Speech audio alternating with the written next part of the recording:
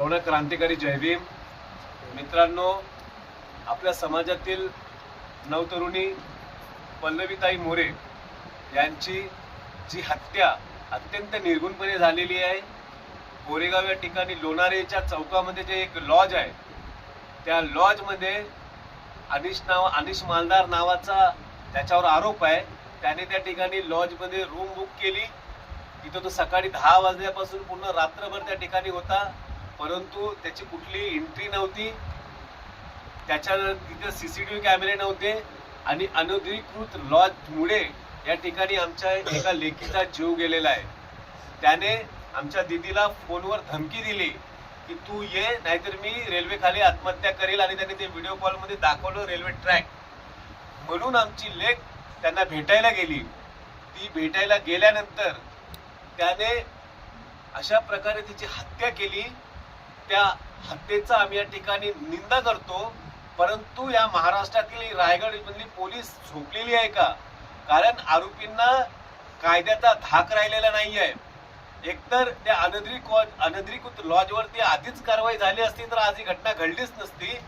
आमची अशी मागणी आहे की त्या लॉजचा जो मालक आहे त्याला देखील या प्रकरणामध्ये सहआरोपी करावे. आणि जो आरोपी मुस्लिम समाजाचा आहे आणि उद्या तो मुस्लिम समाजाचा मुलगा आणि दलित समाजाची मुलगी यांचं जे प्रेम प्रकरणाचं जे भांडवल करून या महाराष्ट्रातील काही जातीवादी लोक या प्रकरणाचा राजकारणासाठी जर वापर करत असतील तर त्यांनी या प्रकरणामध्ये राजकारण करू नये. कारण तुम्ही नेहमीच मुस्लिम समाजाच्या बाबतीत आणि दलित समाजाच्या बाबतीत राजकारण करत असता. हे निव्वळ माझ्या दीदीचा मर्डर आहे आणि त्याची चौकशी करावी. कारण जो आरोपी असतो त्याला कुठली जात नसते, कुठला धर्म नसतो. आणि आम्ही डॉक्टर बाबासाहेब आंबेडकरांना मानणारी माणसं, आम्ही जातीवाद आणि धर्मवाद मानत नाही. त्यामुळे या प्रकरणामध्ये कोणीही जातीयतेचा रंग आणि धर्मातेचा रंग देऊ नये. या पीडित कुटुंबाला तात्काळ 25 लाखाची मदत देण्यात यावी.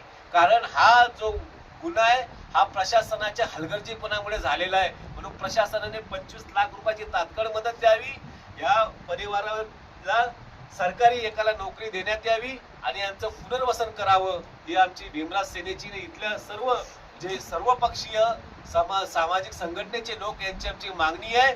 2 दिवसाच्या आतमध्ये त्या आरोपीला अरेस्ट करावी. अन्य संपूर्ण महाराष्ट्रातून येत्या 25 तारखेला या गोरेगाव या ठिकाणी मोठा जन आक्रोश होणार आहे, आंदोलन. आणि त्या आंदोलनाला मी माझ्या संघटनेच्या वतीने या आंदोलनाला उपस्थित राहू. आता DYSP आम्हाला भेटले, परंतु त्यांच्या बोलण्यावर आम्हाला विश्वास नाही. कारण जर या मुंबई पोलीसची एवढी खाती आहे की एका दिवसामध्ये त्या आरोपीला शोधू शकतात, परंतु त्यांनी आरोपी अद्याप शोधलेला नाही. त्यांच्या काम चुकारपणामुळे आरोपी फरार झालेला आहे. त्यामुळे त्या आरोपीला 2 दिवसात शोधावा. अन्यथा भीम सैनिकांचा आक्रोश तुम्हाला 25 तारखेला दिसेल. महाराष्ट्रात तमाम भीमसैनिकांना माझी विनंती आहे की 25 तारखेला गोरेगाव रायगड या ठिकाणी उपस्थित राहावे. जय भीम, नमो बुद्धाय.